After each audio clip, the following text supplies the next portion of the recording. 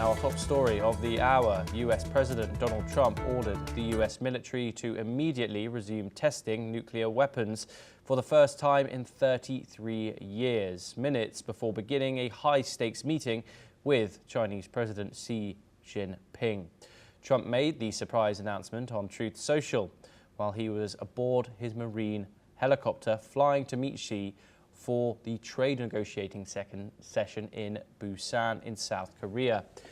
He said he was instructing the Pentagon to test the US nuclear arsenal on an equal basis with other nuclear powers. Trump's decision to restart nuclear weapons testing follows a rapid expansion by China of its nuclear stockpile in recent years and came just after Russia announced what it called a successful test of a nuclear-powered and nuclear-capable cruise missile, as well as a nuclear-powered torpedo.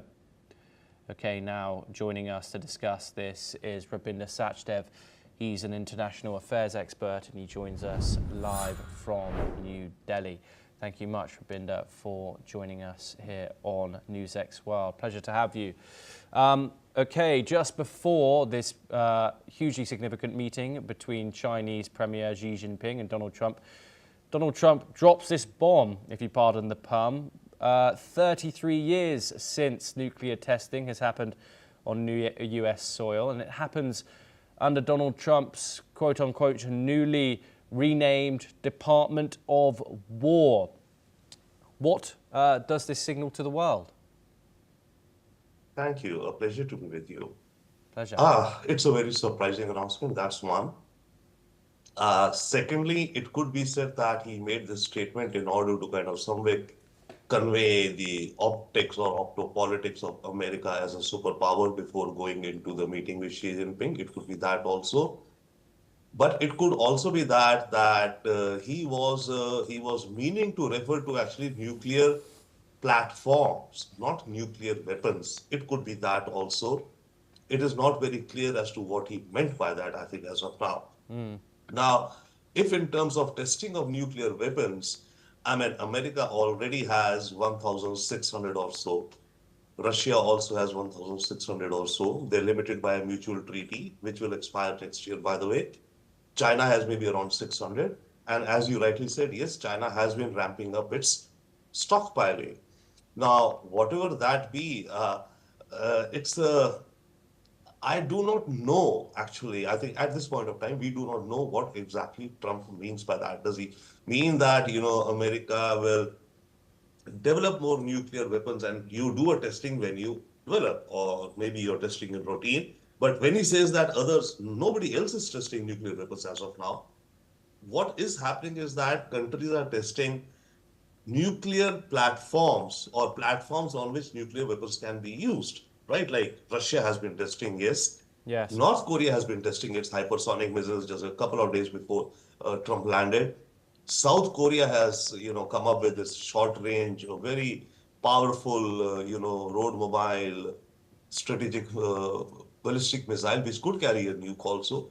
So it could be that Trump is confusing, if I may, the testing of such weapon platforms, some of which could be nuclear powered also, which is different than carrying a nuclear weapon, right?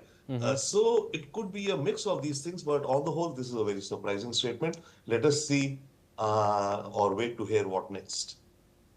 Yeah, and of course, Rabinder, Donald Trump has long stated that he is a president of peace. However, this, of course, not a peaceful action. Whether you say may just be for optics is another point altogether. However, of course, we've cited other case studies that have happened recently, that of Russia successfully testing this, or supposedly testing recently this cruise missile. The other day, Vladimir Putin announced, and then you've had China building up its nuclear stockpile. Who does the United States look at right now as the biggest threat when it comes to nuclear war? Of course, you've got to look at the likes of Kim Jong-un and North Korea as well. What are your thoughts? Yeah, I mean, on the one hand, America has such overwhelming conventional power, right? That a nuke war would be something very different, I would assume. Uh, Chances of a Russian America going to war are slim. Chances of China going to war with America are slim.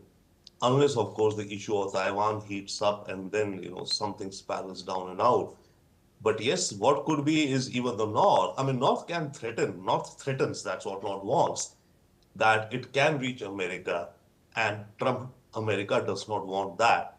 So yes, the scenarios are there, but I'm not so sure, and I would not speculate as of now that where could an atomic war be? We have to look at the numbers. You mentioned President of Peace. The only numbers we have as to the damage or the deaths a nuclear bomb can cause is the Hiroshima Nagasaki example. There, the two bombs combined were 35 kilotons, and immediately over 300,000 odd people were killed. So a thumb rule which evolved, it seems to me, is that 1 kiloton can kill instantly 10,000 people, depending upon the density of the city and all.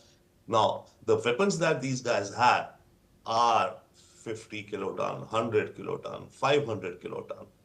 So a 50 kiloton, which is actually considered a small, the strategic ones are more than 100 kiloton. So if even a 100 kiloton bomb were to fall anywhere, it would mean 100 multiplied by 10,000. So that is how much? 1 million people instantly killed? That is the danger out there. Yes, indeed. Thank you, Rabinder Sachdeb. Do stay with us. We have further updates coming out of